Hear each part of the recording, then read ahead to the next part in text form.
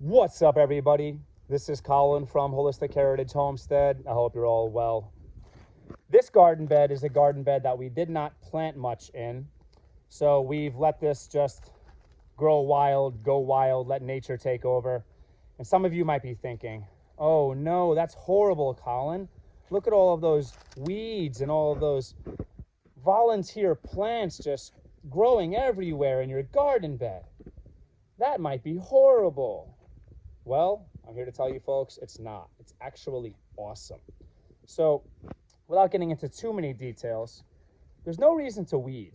These weeds are just essentially mining minerals and nutrients from the soil, pulling them to the surface, and sending all of that energy from the sun into the ground, releasing those root exudates, those sugars to feed the microbiology.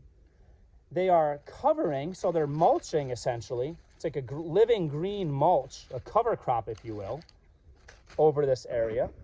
They are holding moisture in. They're creating a nice environment for the beneficial life that we want here. And this is great.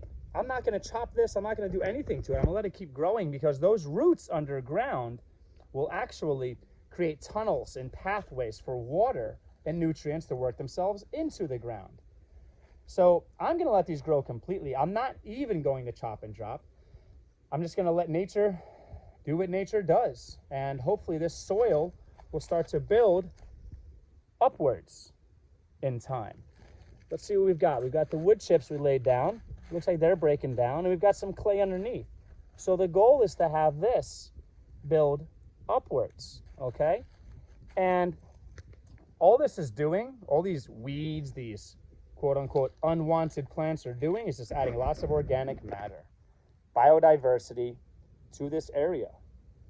When winter comes, these will naturally die, but the roots will stay in the ground and they will also feed the microbiology in the ground.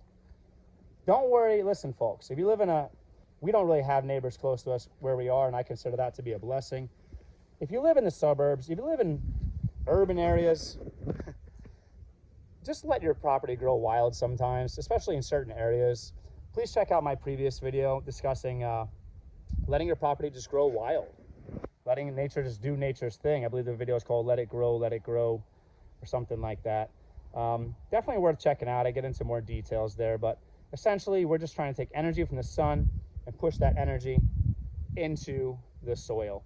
So I don't have to do much except maybe throw some more wood chip mulch down as time, in the future.